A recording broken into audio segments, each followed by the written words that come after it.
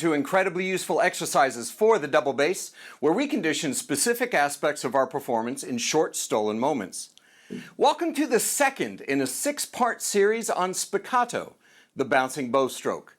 This series explores the techniques and applications of the 4 spiccato families as they relate to different tempos. Here's how this series looks.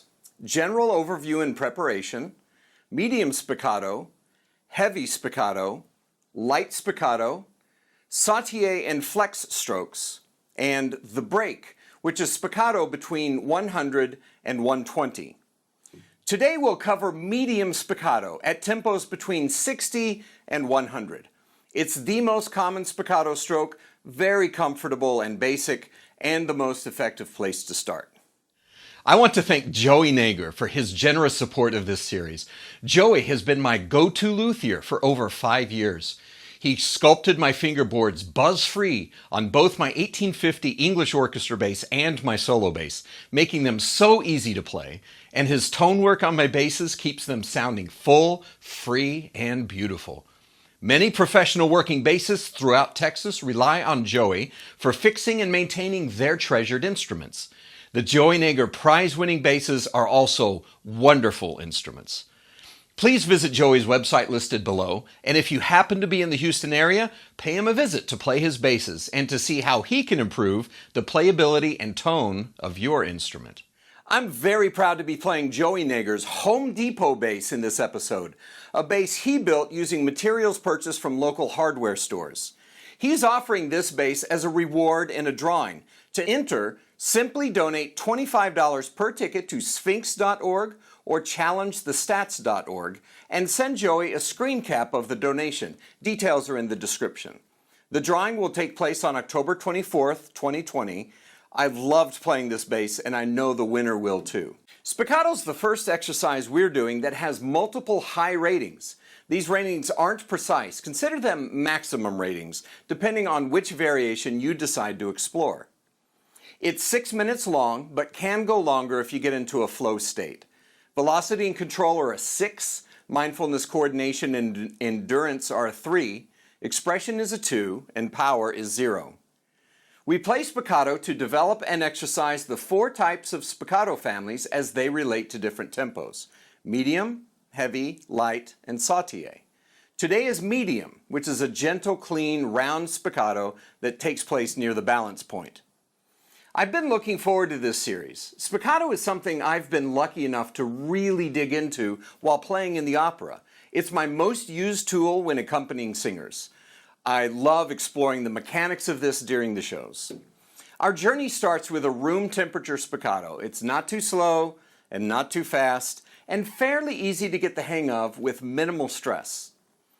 In all of these episodes, we'll start with trampolines, stop at the appropriate point, play détaché, and then add the bounce.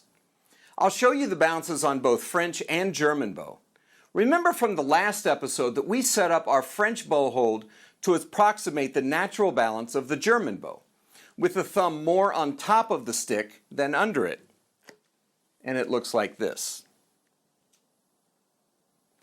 With the underhand hold, I only need 2 contact points: the cradle of the thumb, with the thumb going at about a 45-degree angle to the stick, and the second finger under the front point of the frog. With both sticks, you'll see me test the architecture of my bow hold by catching the bow in mid-bounce. I want to be able to hold the bow off of the ground and away from the strings without pinching the bow. In the lifted bow, remember that our goal is not to hold the bow off the string. It's to keep the bow from falling to the ground. So with this setup, let's craft our bounce. I'll jump the trampoline in every part of the bow to feel the bounce and settle near the balance point, which is where the medium spiccato takes place.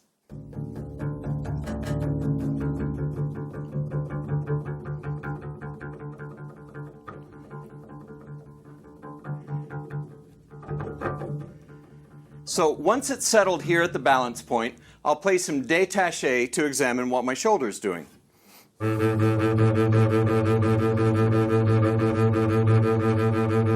And once that's set, I'll start adding the bounce to get the stroke.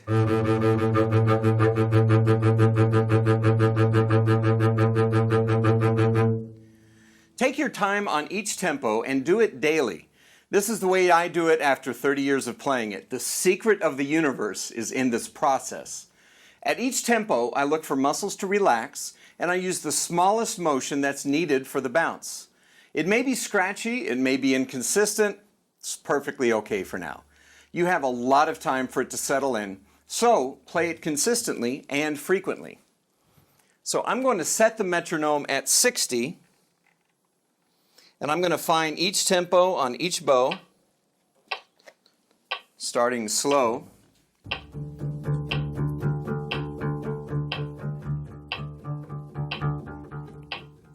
Settle at the balance point. Add the bounce.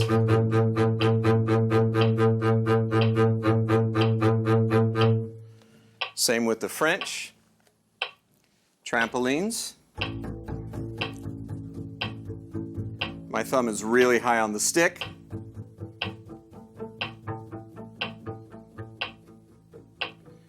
Settle at the balance point. Détaché.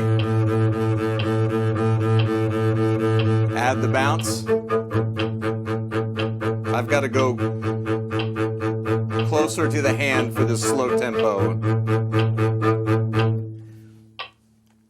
Now move the metronome to 70. German bow, second finger underneath it, thumb on top.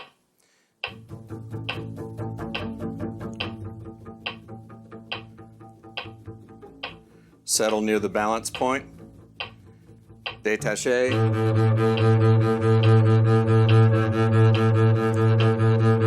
Add the bounce.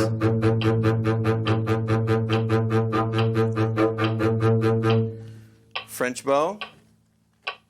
Trampolines. Bow on top.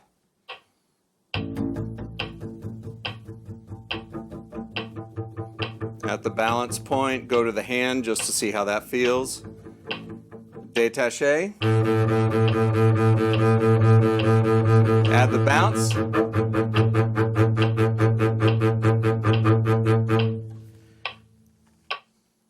Up to 80. German bow, 2 contact points. So this is faster. I'm just going to make the bounce smaller now to go faster. Near the hand. Back to the balance point. Détaché. Add the bounce. Just 2 fingers is all I need for this.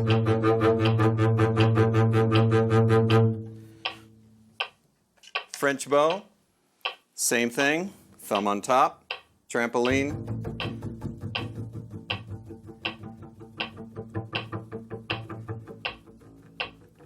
Settle at the balance point. Little further out for this faster tempo. Détaché. Add the bounce.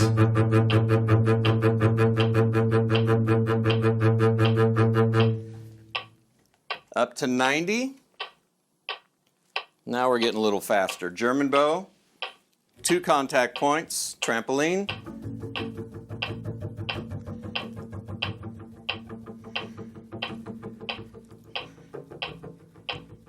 Now my arm is a little bit tighter for this speed. Détaché. Use smaller bows for faster speeds, not more bow. Add the bounce.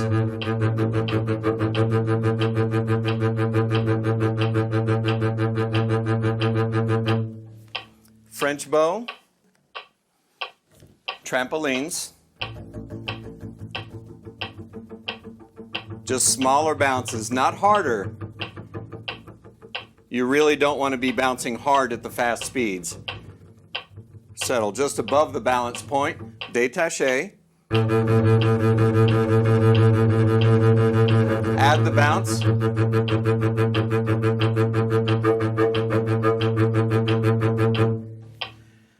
And then finally at 100, Now we're going pretty fast. 2 fingers. Small bounces.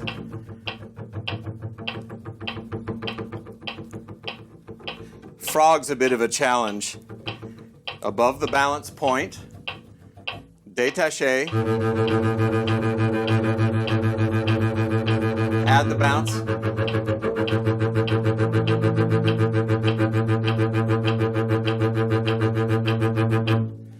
French bow, start with trampolines, 1, 2, ready, go.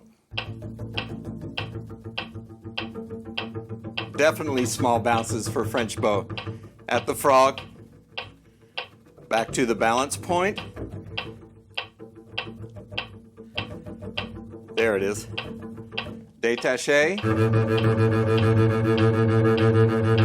Add the bounce.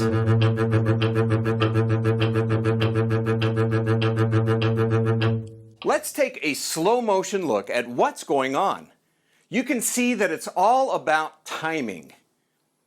Sometimes the spiccato might get out of sync. It's just a matter of timing between the drop of the hand and the lateral motion of the shoulder.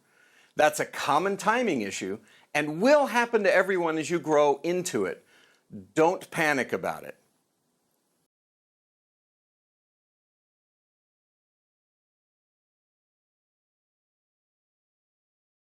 Here's an exercise that develops the timing between the hand and the shoulder. I use it on the harmonic G and D string because it's easier to get the string to ring than playing an open string. Start détaché, then add the bounce. Keep the string crossings very small and close to each other. Once you get the motion between the 2 strings, gradually move the bow over to the D string alone and keep the same motion. Go back and forth until your arm becomes accustomed to it.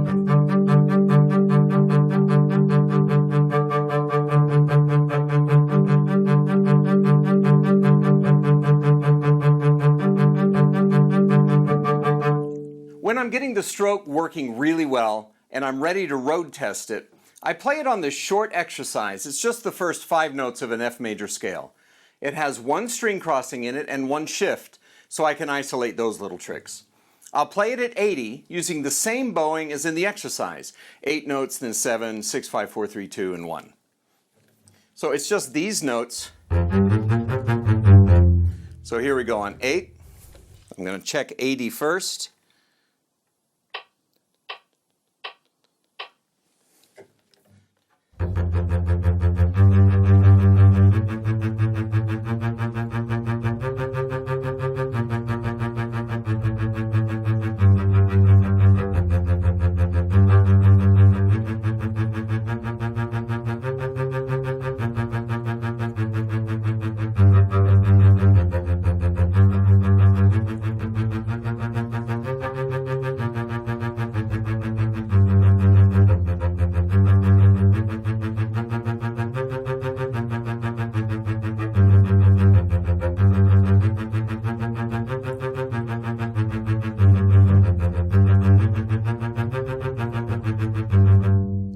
Check my bow hold architecture that I can hold it.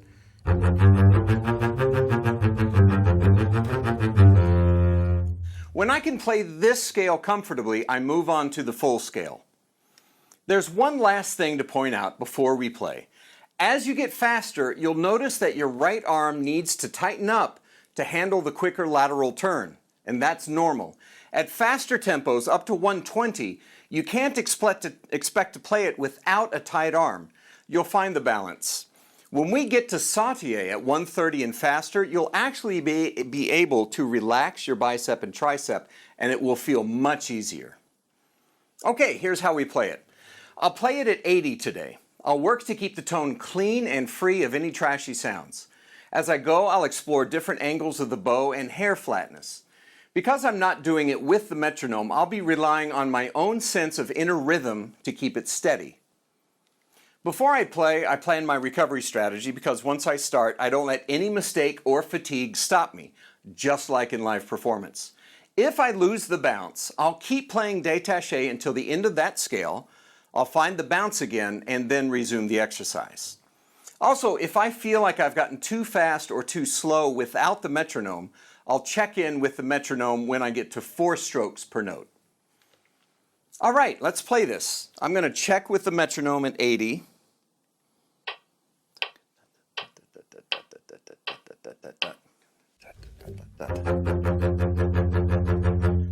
I find the stroke on the F on the D string, memorize it how it feels in my shoulder, turn the metronome off, and then play.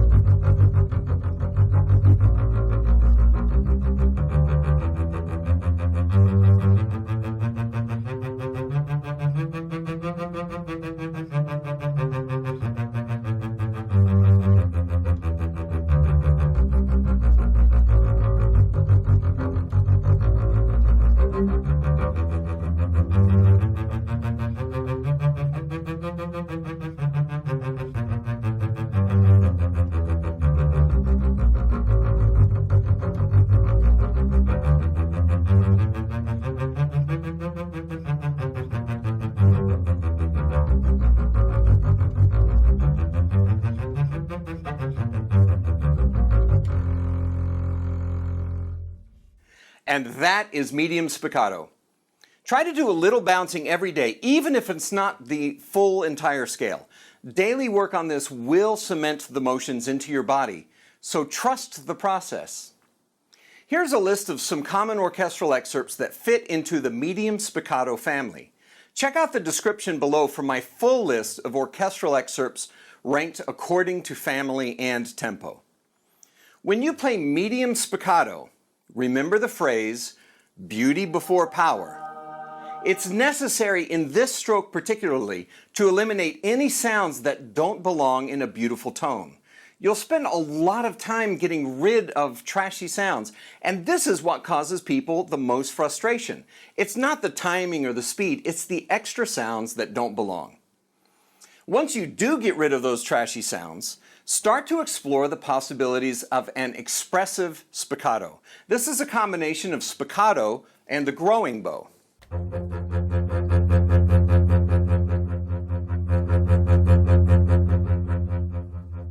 Remember that expression happens during moments of change of an expressive musical element. In medium spiccato, we have a chance to grow the bow, allowing for moments of small crescendos and decrescendos. I use this all of the time, especially when I play Mozart.